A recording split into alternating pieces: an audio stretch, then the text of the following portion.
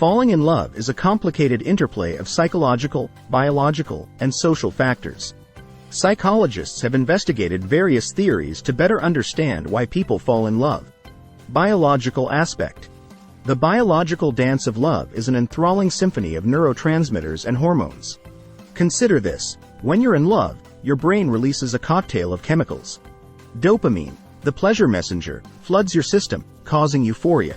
The mood stabilizer serotonin keeps things in check, while the bonding hormone oxytocin strengthens emotional connections. It isn't just a random biochemical explosion.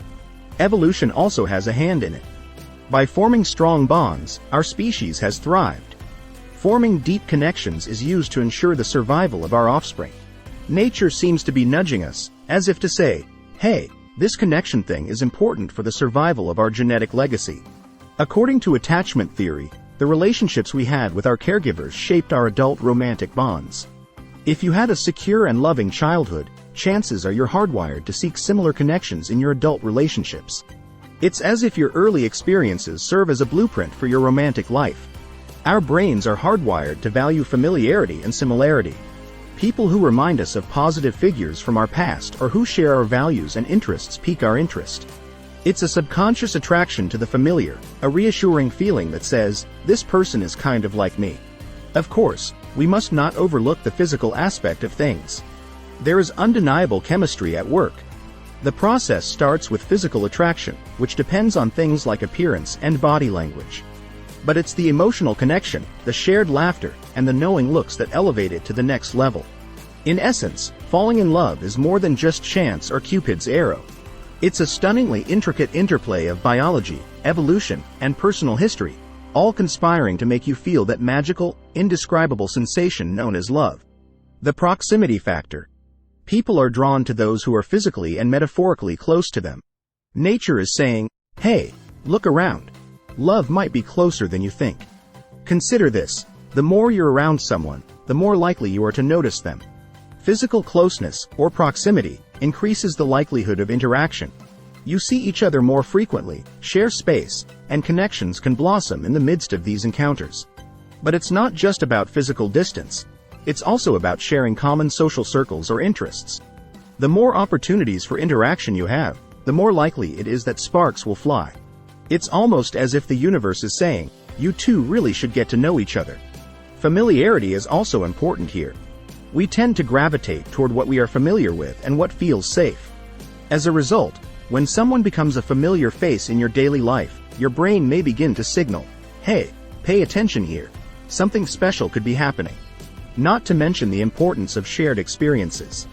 Going through things together, whether it's working on a project, facing challenges, or simply having fun, fosters a bond.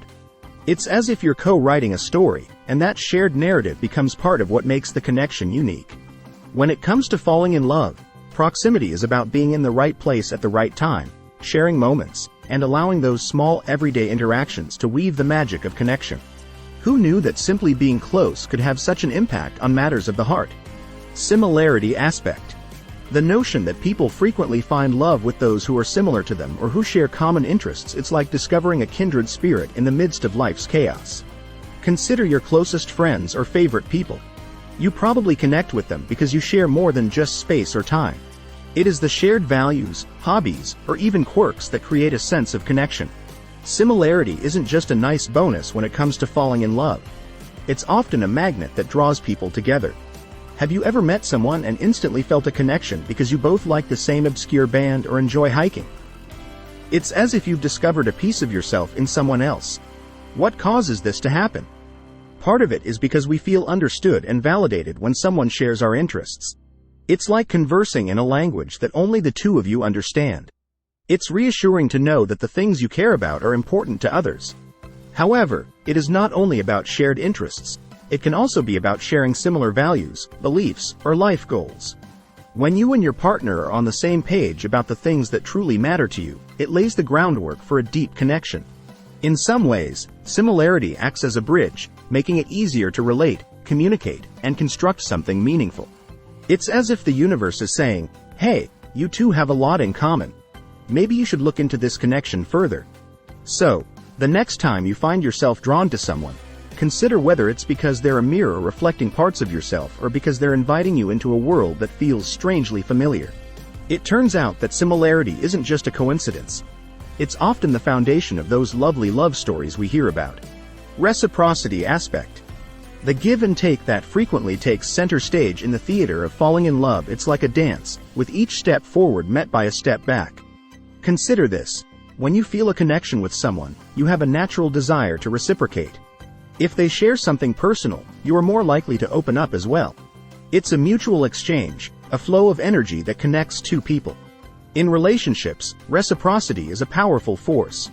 It creates a sense of balance and connection when you invest time, attention, and emotion and the other person responds in kind. It's the sensation of being seen and heard, of having your affectionate gestures returned. It is about the emotional and social currency we trade, not just material exchanges. You tell them about your day, and they tell you about theirs. You show an interest in their interests, and they reciprocate. It's a lovely cycle of mutual understanding and participation. Reciprocity acts as the adhesive that holds relationships together. It fosters trust and a sense of safety.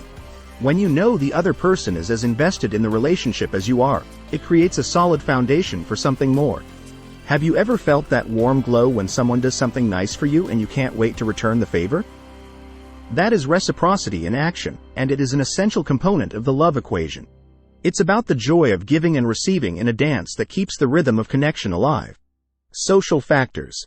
Society frequently takes center stage in the grand drama of falling in love. Consider this. Our social environment shapes our perceptions of love, influencing who we gravitate toward and how we express our affection. These factors, ranging from cultural expectations to societal norms, create a colorful backdrop for our love stories.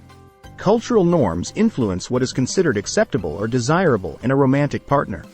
Whether it's the concept of arranged marriages or the Western concept of finding love on one's own, cultural influences shape the scripts we follow when it comes to love. Then there's societal pressure, the subtle nudges telling us that it's time to settle down or that certain relationships are more acceptable. Friends, family, and the wider community's approval or disapproval can be a powerful force in shaping our romantic choices. Social circles can also act as matchmakers. You may fall for someone simply because they are a part of your daily life or because you have mutual friends. It's as if your social circle is telling you, hey, you two seem like a good fit. Not to mention the impact of shifting social norms. As society changes, so do our perceptions of love and relationships. What was unusual in the past may now be the norm, and these shifts influence how we navigate the dance of love. So, the next time you're head over heels, consider the social notes in your love symphony. It's about the stage on which your love story unfolds, complete with cultural melodies, societal rhythms, and the harmonies of your shared social world. It is important to note that the experience of falling in love is highly individual, and not everyone has the same experience. Furthermore, cultural, societal, and personal differences can influence how people perceive and express love.